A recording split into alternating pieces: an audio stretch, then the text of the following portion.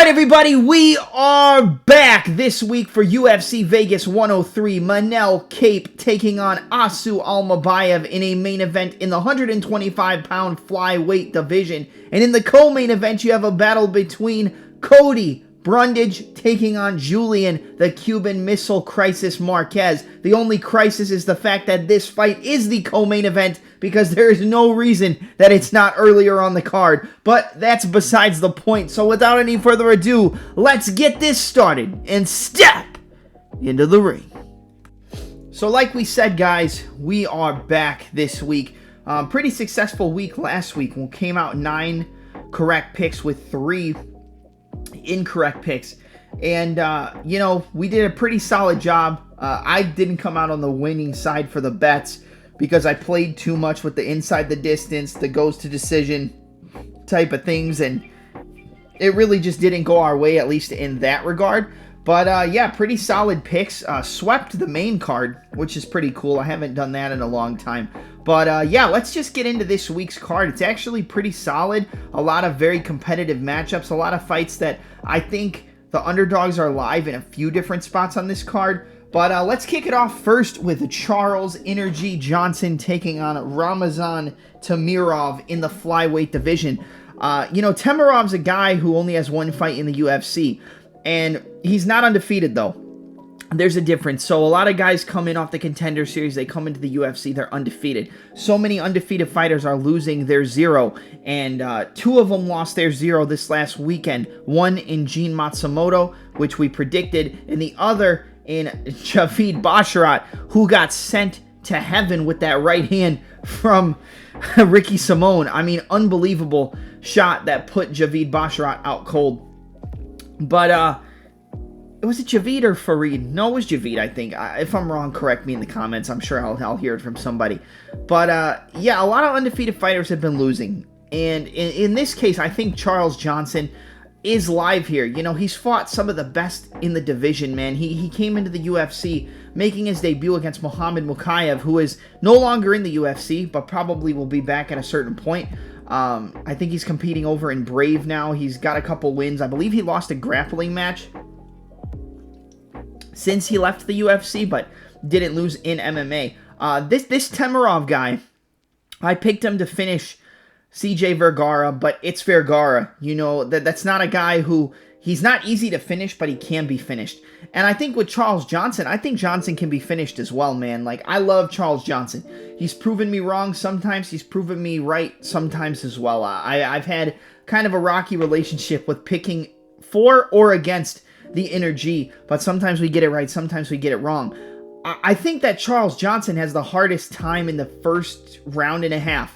Once it gets to that 7.5 minute mark, that's when Charles Johnson starts to put on that pace, starts to get into his groove, starts to land those stance-changing combinations, starts to land that little level change, shifting jab, and switch stances as he throws his combos with shots to the body, uppercuts up the middle, ripping shots to the body, coming up top. But it's always in that first round where you really have to worry. It almost seems like Johnson has to get hit or get cracked with a big shot in order to wake up and come back. The problem is, against a guy like Ramazan Temirov, that's not something you want to do, because not only is this guy a very solid competitor, he has a lot of knockout wins, and I know people are going to say he throws wide looping punches, and that is true. You know, big left hooks, big right hooks, big overhands, and you know, he does throw very hard, and he can knock himself off balance, and he could be there for the counter-striking of the fighter who's going to be longer in Charles Johnson. But at the same time, I like the way that Temirov was cutting off the cage and stalking CJ Vergara.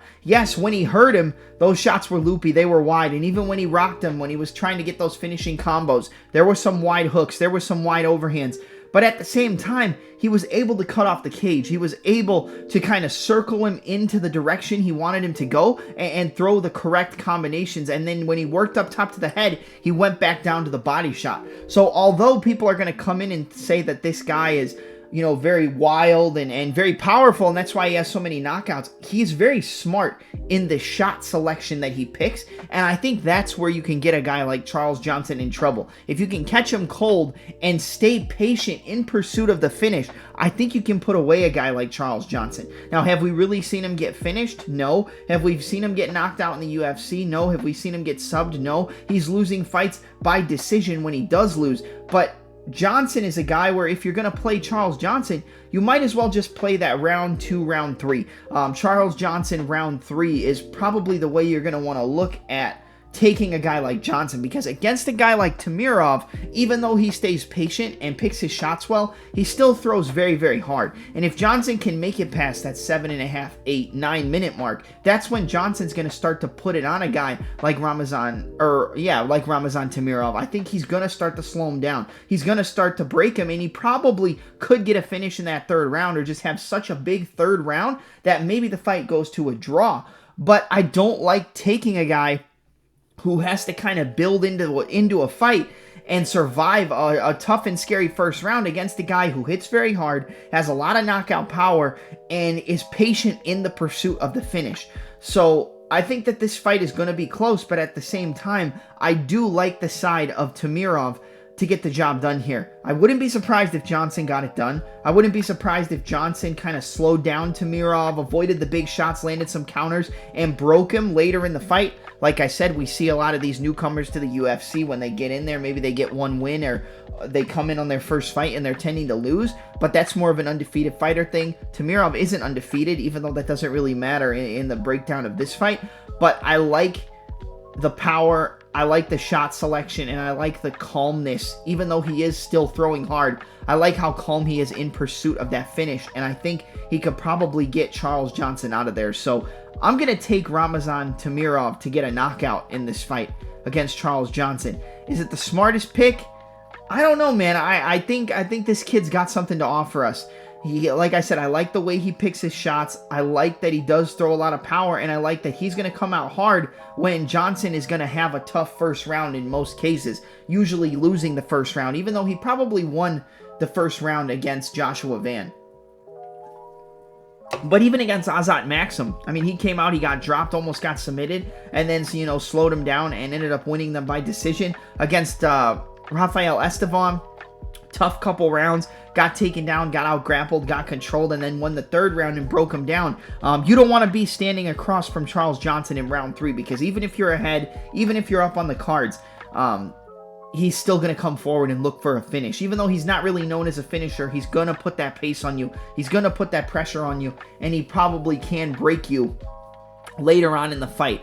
But, oh man, honestly, I'm going back and forth. So I want to go with Temirov, but I don't know. Does the UFC experience help Charles Johnson pull it off? Does he survive that early barrage? Does he survive that early storm? Man, I'm having a tough time with this one. You know what? Give me the UFC experience. I tend to fade it in most cases. Give me the UFC experience here. Give me Charles Johnson. Give me Charles Johnson via a third round TKO over Ramazan Temirov. But again, originally I was going to go with Temirov. I feel like this is a 50-50 fight. It could go either way. I've basically contradicted my entire breakdown in this prediction, but oh, this is a tough one. This is a tough one.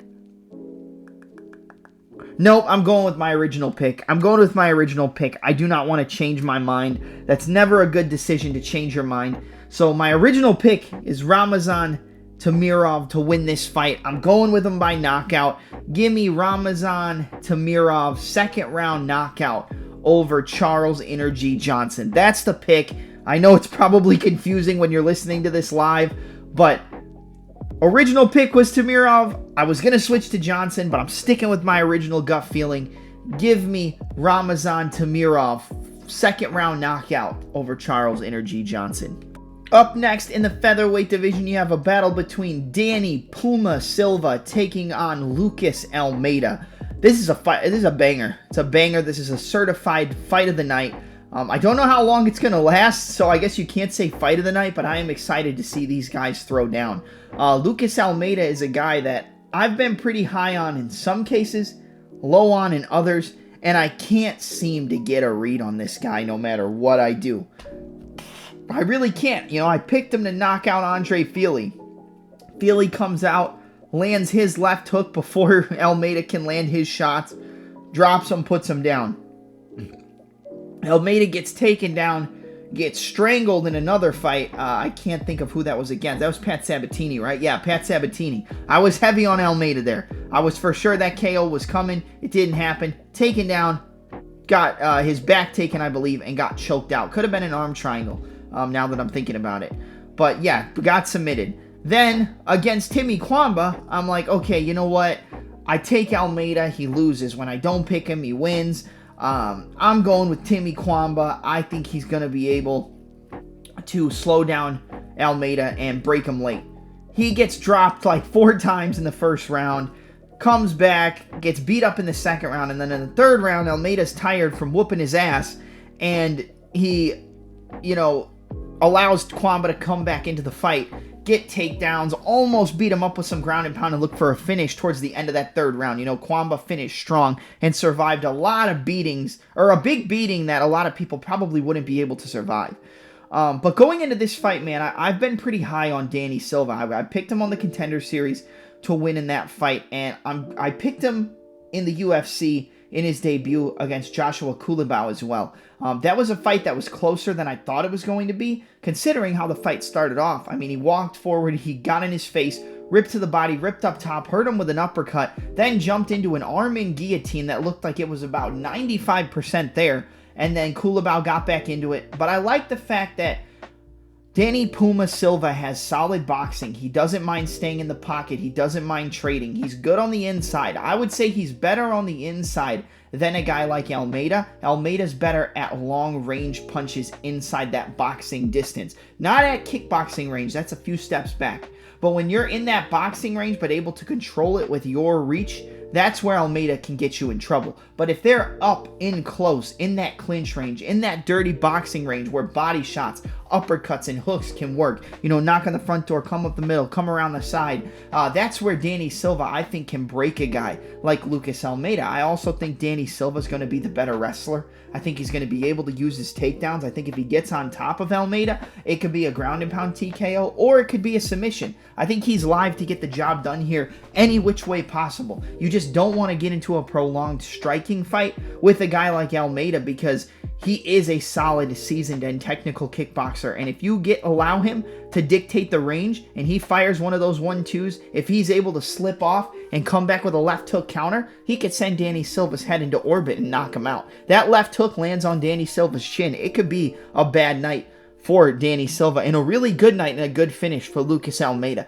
But I think the more well-rounded fighter is Danny Puma Silva. Now, we know that the more well-rounded fighter doesn't always win, but I like the training experience of Silva. I like what I've seen from him in the cage when things aren't going well. On the feet, he can get takedowns. He can use his wrestling. If the things aren't going well on the ground, he's got solid takedown defense, a good get-up game, and he's able to put that pace and pressure on opponents. And I know that if it gets past that 6-7 minute mark, that Danny Silva is probably going to be the one who's pushing forward and slowing down Lucas Almeida, pushing him back, getting him up against the cage, ripping shots to the body, coming up top to the head, and putting on a show for the fans and probably getting a finish. Now, when you think about it, what finish is it going to be? Is it a KO? Is it a submission? I honestly think you're playing with fire whether you take the KO, and you're playing with fire whether you take the submission. But I will say, I think Danny Silva will finish Lucas Almeida. I'm going to go with Danny Puma Silva to get the job done with a rear naked choke submission finish in this fight. I think he's going to hurt him, rip shots to the body, drop him. I think Almeida's going to panic shoot. Danny Silva's going to jump on his back, sink in that rear naked choke, and get the submission in the second round. Give me Danny Puma Silva to get his first finish, I guess, in the UFC via second round rear naked choke over Lucas Almeida. I do think it could be a KO also. Like I said, I think you're playing with fire. But Silva inside the distance, I think, is the play. Give me Danny Silva, second round, rear naked choke submission in this fight. I like him a lot. I think he shows out here. And I think he looks good as long as he can avoid getting into that boxing match at the distance he doesn't want to be at. All right, next up in the bantamweight division, you have a battle between Douglas Silva de Andrade taking on John Sexy Mexi Castaneda.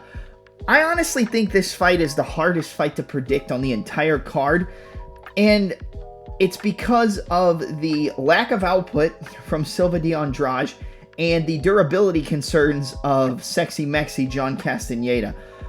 The fighter who's going to win a point fighting match 10 out of 10 times is Castaneda.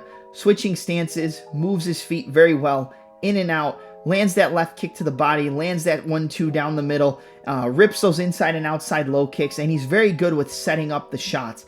But if you can crowd that distance, if you can land a bomb on his chin, you can hurt him. Even in fights where he hasn't been finished, you can drop him, you can rock him, you can put him down. Just look at the fight with Daniel Marcos. You know, who's winning on points? At a certain point, maybe it's Castaneda, and then boom, he gets dropped. He gets pushed up against the fence, he's getting worked, he's getting beat up. He kind of got outpaced by a fighter who's not known to have a very high pace in Daniel Marcos. And that's a little worrisome. You know, if you're on the side of the favorite in Castaneda, well, why would you be on his side when you know Douglas Silva de Andrade, like, yeah, he doesn't have that much output, but he hits pretty hard. I fully believe he can submit Castaneda. I fully believe he can rock Castaneda, depending on how long the fight goes. And I think he can hurt him. And that's what worries me, is like, I think Castaneda could have a great showing, be outpointing him, landing low kicks, landing kicks to the body, landing 1-2s, you know, dancing around him, looking really good, and then boom, Silva de Andrade lands a big shot and hurts him, and maybe steals the round because of the damage that he does. This is going to be damage versus volume. Damage on the side of Silva de Andrade, volume on the side of John Castaneda. And what side do you want to be on? Do you want to be on the side of the guy who has more UFC experience, probably has a better UFC resume? Or do you want to be on the side of the guy who kind of has to fight perfect for 15 minutes in order to get the job done, in order to get a win? And honestly, I wouldn't be mad at you either side you pick. I think when it comes down to it, Castaneda's over a 2-1 favorite. That I don't agree with. Let me just double check to make sure with that assumption before we move forward. Let's see.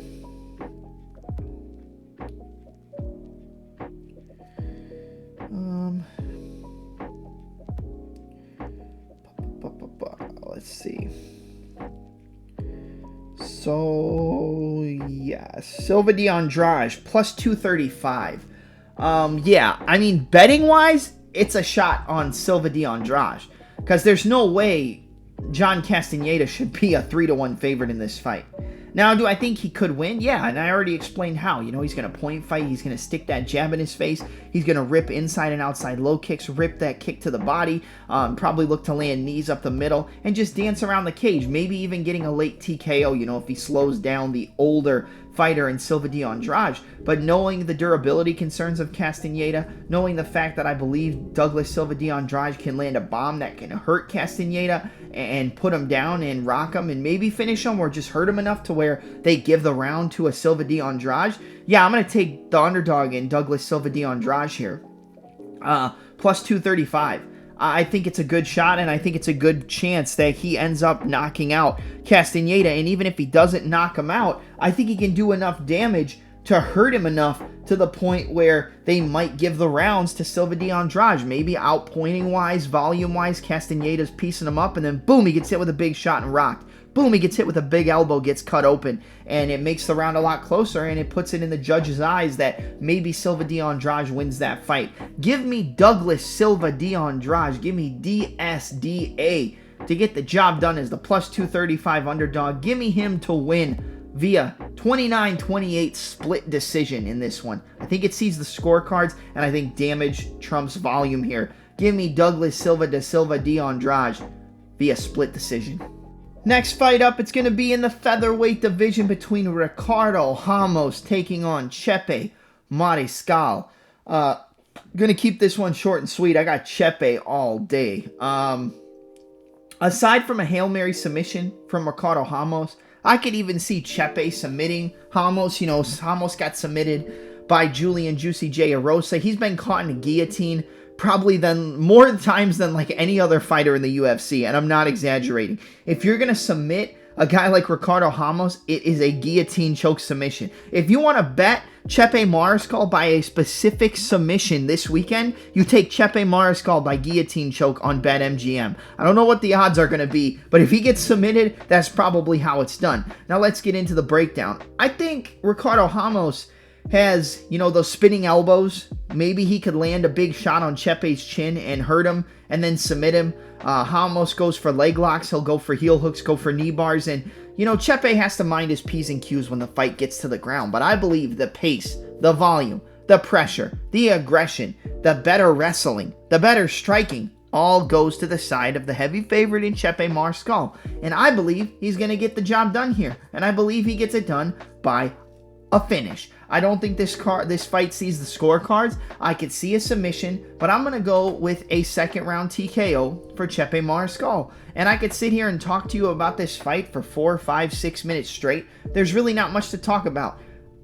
Maybe Ramos lands a spinning back elbow when Chepe closes the distance, but I think Chepe's too good to get hit with something like that. Maybe he lands, you know, a front kick to the face or like a spinning wheel kick. I think Chepe's too smart, too technical to do something like that or to run into something like that. Chepe fought the best of the best even before he got into the UFC. He has one of the most stacked resumes. Just go look it up. Go look at some of the names that Chepe Mariscal has fought before he got into the UFC. I mean, Gregor Gillespie's on the list, and he's pretty damn good, or at least he was for a long time.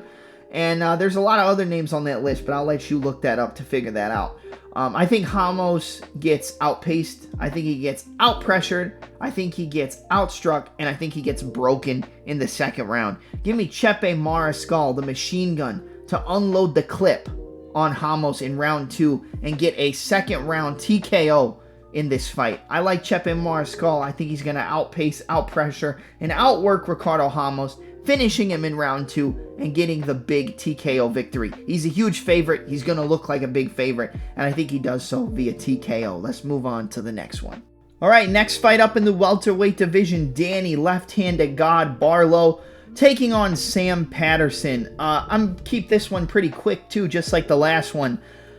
As long as Danny Barlow doesn't make critical mistakes like Ibo Aslan against Iwan Kutelaba, I think Danny Barlow is going to knock out Sam Patterson in the first round.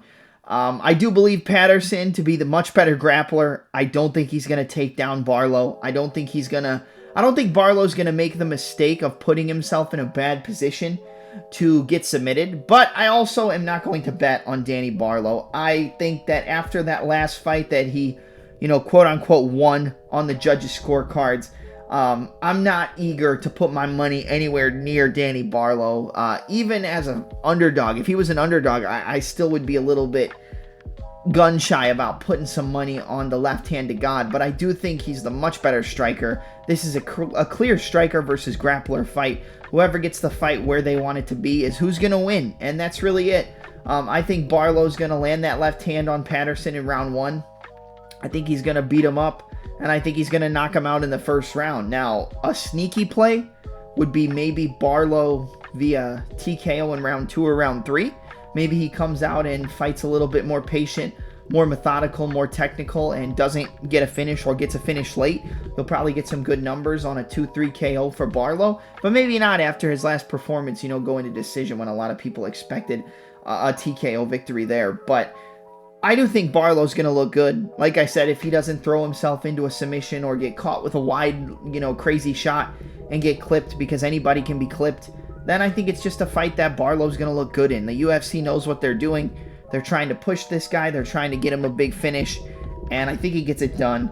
I'm going to take Danny Barlow via second round knockout. I'm going to go a little bit against the grain here. Maybe Patterson hangs on, survives for one round, but even that's questionable. No, you know what? Give me the first round TKO. I'm not going to overthink this. If it gets to the second round, then I still think Barlow can finish him. But yeah, give me the first round TKO for the left-handed God. I think he's going to land that left hand down the pipe, put down Patterson, and finish him off. Danny Barlow, first round KO If you want to play Sam Patterson, it's Patterson by sub, but I don't think it happens. I think Barlow cracks him early, puts him down, and finishes him off. So Danny Barlow, left hand to God for the first round TKO over Sam Patterson. All right, up next, we've got a battle in the featherweight division between Hyder Amil taking on William Gomis. You know, I hear a lot of different opinions on this fight. A lot of people expecting Gomis to do what he's done in a lot of his fights, right? Stay on the outside, use that point fighting style of fighting, you know, using his jab, using the check hook, using the 1-2, those long front teep kicks to the body, roundhouse kicks to the body, and just not allowing for Hyder Amil to crash the distance, not allowing for Hyder Amil to, you know, get inside and cause the damage that we know he can. You know, Hyder Amil is going to thrive in a car crash style of fight. He's going to thrive in getting on the inside, walking down Gomis, cutting off the cage, pushing him against the wall and starting to unload. Make Gomis uncomfortable. Make those attacks that he wants to throw, force them to throw, which is going to open up the counter opportunities. And I think if anybody can do that, it's a guy like Hyder Amil. I do. Gomis has looked good in his UFC career, but there's really never been that dominating performance that we've seen. You know, he wins against Joanderson Brito, split decision. A fluky body kick TKO against Yanis Gomori. And I believe Joanderson Brito probably did enough to beat William Gomis, and he got the decision because they were in Paris. It wasn't that it wasn't a close fight. I just thought that Brito probably did a little bit more and maybe just lost that third round. So I still think it should have been at least 2-1 for Brito, but it was a close fight. Hyder Amil is the perfect guy to fight Gomis because he's going to have to walk through some damage. He's going to have to walk through some counter left hands, some counter 1-2s, counter body kicks. But I think he can do it. I think he's the type of guy that's going to bite down on the mouthpiece, that's going to come forward, that's going to make Gomis uncomfortable, going to force those punches and kicks out of Gomis with the timing that he doesn't really want to throw them at. He's going to force him to throw, which is going to open up the counter opportunities, which I believe I already mentioned earlier on in the breakdown. And I think Hyder Amil has enough power to hurt William Gomis. I think he probably can get into some grappling exchanges. I'm not necessarily going to sit here and say that Hyder Amil is the better grappler, but I think he can compete in the grappling with Gomis, maybe even wind up on top and get some top time, but I think he's going to cause a lot of damage. I think he's going to force Gomis to throw when he doesn't want to, which is going to open up opportunities for himself to land, and I could see a TKO. I really could. I mean, look at what he did to Jung Young Lee, the Korean Tiger. A lot of people were riding the Korean Tiger, and Hyder Amil came in there, traded, got cracked with a big shot, didn't care, and just went to war, bit down on his mouthpiece, and threw down. Now, you don't want to do that against a counter striker like Gomis, but Jung Young Lee's also a counter striker, and I think Jung Young Lee has more power than a William Gomis. So on one hand, you want to push the counter fighter back. You want to make them throw at inopportune times. You want to throw their timing off, and you want to get them on the back foot, forcing them to throw things that they probably don't want to. And I think if anybody can do that, it's Hyder Amil. I know he's the underdog. It does make sense because Gomis is very sharp. He's very technical. Check hooks, 1-2s, good body kicks, front kicks to the body, decent grappling game. He's a well-rounded fighter, but he never really separates himself from a lot of the guys he competes against. And I think it's going to be hard for him to separate himself against Hyder because even though he's going to land counters, even though he's going to have opportunities to land his shots, I think Hyder will slow him down by getting him on that back foot, pushing forward and pushing him against the cage, trying to cut off those exits. And when he does trap him up against the cage, I think he's going to rip those body shots. I think he's going to rip those hooks and uppercuts to the head. He will be open for counters, like I said. He is a hittable guy, but I would be much more comfortable on the side of Hyder Amil in this fight than I would be on the side of William Gomis. From a pick and a betting perspective. Not so much just because of the underdog odds. I think if you really look at this stylistically, yes, Gomis probably is going to win based on point fighting. Gomis is going to land counters. Gomis is going to have good footwork. He's a well-rounded technical fighter. But how do you beat technical fighters? You beat them with power. You beat them with pressure. You beat them with pushing them on the back foot. And you beat them with getting in their face and not allowing for them to dictate the pace and the range. And I think if anybody can do that, it's Hyder Amil. So I'm going to go with Hyder Amil. Give me Hyder Amil via a I'm going to go with a TKO. I could see a decision, so, you know, do with that what you will. But give me a second-round TKO for Hyder Amil. I think he's going to push him up against that fence, cut him off, land a big shot, hurt Gomis, and put him down. Hyder Amil, second-round TKO. The underdog. I'm going with the underdog in this fight. And for the pick, it's risky, but I like it, and I think Amil gets it done. Up next, we have a great fight in the 155-pound lightweight division between Nasrat Haqparast, the long-lost twin brother of Kelvin Gastelum, taking on Esteban Ribovics, 14-1 on the side of Ribovics, however you want to say his last name, coming off that fight of the year contender at UFC Noche against Daniel Zellhuber. Prior to that, that beautiful head kick knockout of Terrence T-Rex McKinney. This is a good fight, man. Both of these guys very good boxers. Both of these guys very good on the inside. Nasrat, a southpaw. Esteban, an orthodox fighter. Obviously, that check hook from Nasrat Haqparast, the overhand left from Nasrat are going to be his main weapons. He's going to want to stick on the jab, use the check hook, come over the top with the overhand left, or fire right down the middle with the straight left hand.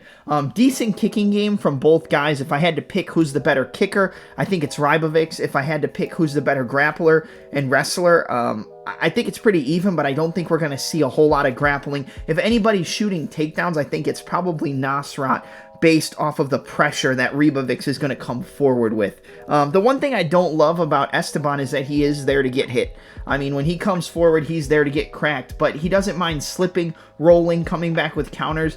I think both of these guys are very good in the boxing. I think the biggest difference is the output and volume of Esteban is going to kind of trump the output and work rate of Nasrat, while I think Nasrat probably has more power in terms of like one punch damaging shots, and I think that's the biggest difference. I think there's going to be a lot of volume from Esteban, which is going to slow down Nasrat, which is going to definitely slow him down towards the midpoint of the second round and into the third round, but I think the power of Nasrat could cause some damage to Esteban, could hurt him, could drop him. I mean, we've seen Esteban get rocked in the fight against Daniel Zellhuber. He got dropped, got hurt, came back, and got in the face of his opponent. He hurt him in the third round, which is when he put like that 40-50 punch combination on him and started slipping, rolling, bobbing, weaving, and trying to get him out of there. Zellhuber landed a big elbow that dropped Esteban. He still got up and came back from it. I think Esteban is on the up and up. I think this is going to be a Esteban Ribovics showcase. You see how special this kid is. Beating a guy like Zellhuber is not easy, and I think Esteban is going to slow down and eventually finish Nasrat Haqparast. Haqparast, again, good southpaw boxer, good rear uppercuts, lead hooks, overhand left and the straight left hand, but I just don't think he has enough variety in his overall game to really hurt Esteban enough, or if he can't knock him out, which is a pretty difficult thing to do, can he win a decision? I don't think he has enough output, enough activity, and enough volume to beat a guy like Esteban in a decision. There's a reason why Ribovics is the favorite, and I think it makes a whole lot of sense, but breaking it down, man, I think Nasrat's going to get broken in this fight. He was kind of getting slowed down and broken against Jared Gordon. Now, Gordon's a veteran. Gordon's fought some very tough competition, arguably beat Paddy Pimblett. But at the end of the day, the danger factor when fighting a guy like Ribovics is so much higher than the danger factor of fighting a guy like Jared Gordon, who has, barely any KOs in his MMA career, let alone his UFC career.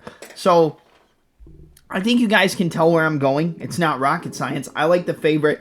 I like Esteban Ribovics to maybe have a tough first round, but then really start to put it on Nasrat, pushing him back, making him uncomfortable, get hit with some shots, but eventually slow him down, put some volume on him, rip up top to the head, rip down to the body. He's got great body shots. I think he hurts him up against the fence, throws in a barrage of punches, and throws a barrage of punches and then just folds Nasrat Haqparast up against the cage. Give me Esteban Ribovics to defeat Nasrat Haqparast via a third round TKO in this fight. I think he's going to have too much output, too much forward pressure, and too much danger thrown in the way of Nasrat.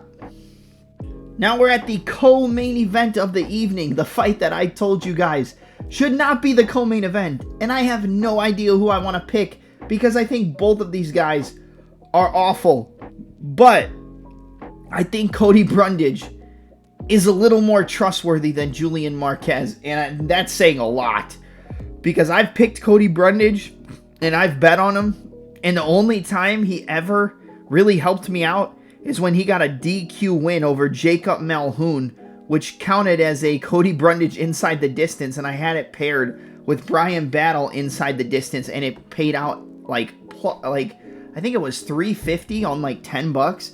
That was the only time Cody Brundage ever helped me out. You know, I played Tresean Gore against Brundage, and Brundage folds him with a right hand and then finishes him in mount. I played Brundage KO sub against Bo Nickel, which was dumb. I pretty much just did it for the number for like $5. It didn't hit. Wasn't expecting it, but you know, it is what it is.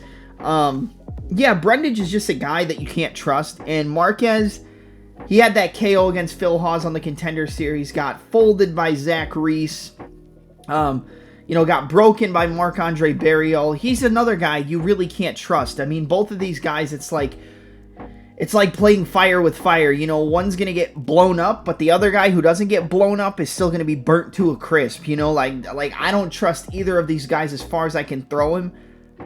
For a pick, I'm going to go with Brundage. I think he's a little bit sharper, a little bit more technical than Marquez. I think the cardio is probably on the side of Marquez, but I also think the finishing equity is on the side of Cody Brundage. But Brundage also breaks and folds in fights. I think the best play is probably under 2.5. But for a pick, I'll go Cody Brundage by knockout. I think he can land on the chin of Marquez and put him down. We've seen Marquez knocked out before. We've seen him slow down. We've seen him get broken. Would not shock me one bit if Marquez came in and knocked out Cody Brundage, but I'm going to take the underdog. I think he's the more well-rounded guy. It's just a mental case with Cody Brundage. Like, is he going to be in there? Will he be able to go through adversity? And we don't really see either of these guys getting through adversity, so I don't have as much of a question of, you know, will he survive? Because I think if either of these guys get put under pressure and in adversity, I think they're going to kind of break. I think Brundage probably breaks a little more, but I also think Brundage is the better overall mixed martial artist. I think he cracks the chin of Julian Marquez and gets a knockout here in this fight. You know, he got that knockout slam over Zach Reese. Zach Reese finished Julian Marquez in the first round, but he finishes a lot of guys in the first round. Besides that Bakoyev guy who just got on top of him and pounded his head through the mat. You could probably still see the fossilized imprint of the back of his head on the mat. But either way, I'm going to go Cody Brundage by KO. Give me Brundage, round 1 knockout over Julian Marquez. Not a confident play. Not one I would tell you to touch from either side. I wouldn't play doesn't go the distance. You know, fight goes the distance. I think best play probably under 2.5 because I think the fight does finish either way. But I'm going to take Brundage by knockout. Give me Brundage, round 1 KO. Over Julian Marquez. Something's telling me to pick him here. I mean, that's really it. It's not a huge analysis or anything like that. Something's telling me to pick Brundage here. All right, now we're at the main event of the evening in the flyweight division. You have a battle between Starboy Manel Kape taking on Asu Almabaev. 21-2 for Almabaev, 20-7 for Manel Kape. And I know a bunch of people are going to be on the side of Kape after that performance against Bruno Silva. And I wouldn't blame you. You know, he looked great in that fight. It was pretty much a one-way beating on the side of Kape. That was probably the best performance we've seen from him. Most confident performance and most output. Even though the first round was pretty much touch and go. But after the first round, you know, Kape started to put it together. Started to put combos together. You know, no-look punches. Drop down, come up, hit him with a shot. Manel Kape is so fast. And he's much faster than Asu Almabaev. And that's what it comes down to. It's the speed and creativity of Kape on the feet versus the grappling and submissions of Asu Almabaev. And I think Almabaev can out-grapple Manel Kape. Now, this is a 5-round fight. I think the wrestling pace and pressure would favor a 5-rounder over a 3-rounder. You know, it's a main event, so I feel like cardio-wise, we have questions. We've never seen Almabaev in a 5-round fight. Manel Kape has fought 5-round fights before, but I don't think he's ever actually gone 5 rounds. Again, I didn't look, so correct me if I'm wrong. You know, do whatever you got to do, but I think this fight is a lot closer than the odds would tell you. I mean, they have Almabaev plus 200 as an underdog, and with his wrestling, with his grappling, with his submissions, I don't think that's a correct number.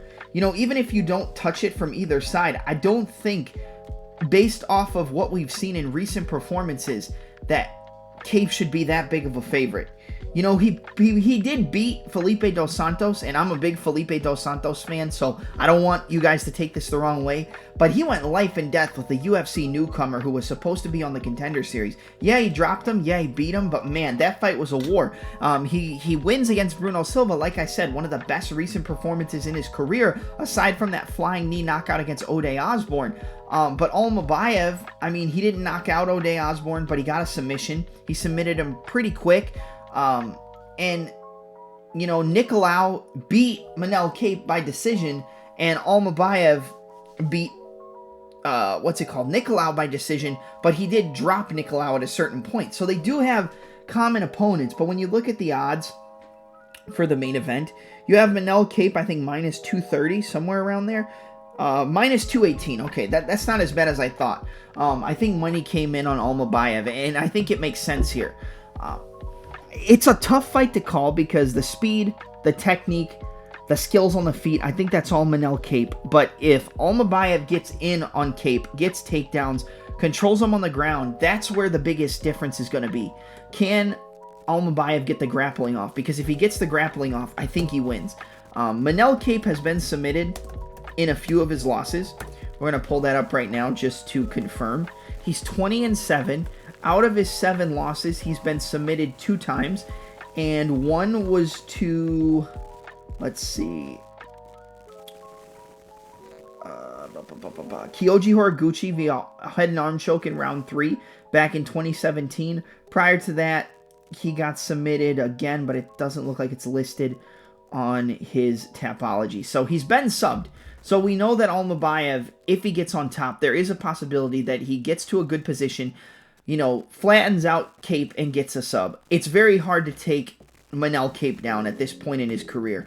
But I can't trust a guy like Manel Kape that much either, because like I said, even though he had a great performance in his last fight, sometimes he talks all this up, he showboats a lot, and he doesn't really show his full potential. He did against Bruno Silva. I think Almabaev would have a tough time against Bruno Silva, but I also think he could probably execute his wrestling and make the fight a lot closer.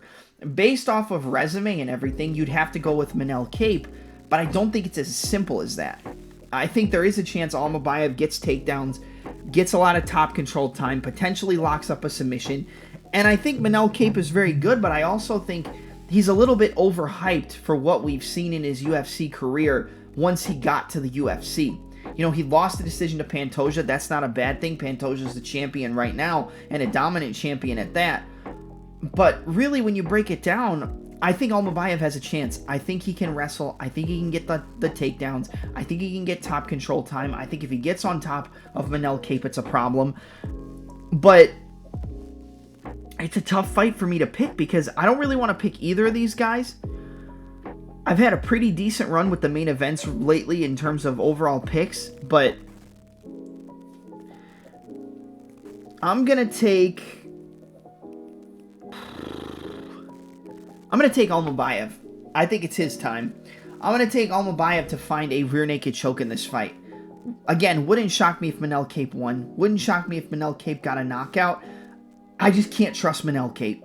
I can't. I really can't with recent performances. You know, if you erase that Bruno Silva fight, you know, he's looked good, but he also point fights for the majority of his fights and doesn't really have a bunch of output that makes him really show how much better he is than his opponent. So I think the grappling can be a problem. I'm going to go Almabaev by submission. Not my favorite pick, not my most confident pick, but I'm going to take him. I think he gets the takedowns. I think he eventually works to the back and gets a rear naked choke. Give me Asu Almabaev to get the job done here. You know what? I'm not going to say submission. Let's just say he gets the grappling. He takes him down. He slows down Kape. He slows down his output with the constant forward pressure in the wrestling, and he wins a decision. 3-2. Give me 48-47 unanimous decision for Asu Almabaev in the main event of UFC Vegas 103. I think the wrestling plays the biggest difference here. I think Almabaev gets in on his hips, gets those takedowns, gets a lot of control time, and wins 3 out of the 5 rounds. So Asu Almabaev to get the job done here via 48-47 unanimous decision in the main event. Alright, that's going to be it for my UFC Vegas 103 preview, predictions, and breakdown. Don't forget to leave me your picks in the comment section below. Don't forget to leave me your favorite plays, your favorite bets, your favorite underdogs, anything you have to say about UFC Vegas 103, let me know in the comment section below. Don't forget to like, comment, subscribe, and smash the notification bell with a spinning back elbow into a flying knee, into a spinning back fist, and back into a head kick. I'm your host, Double M, and I'm out. Let's make some money this weekend at UFC Vegas 103.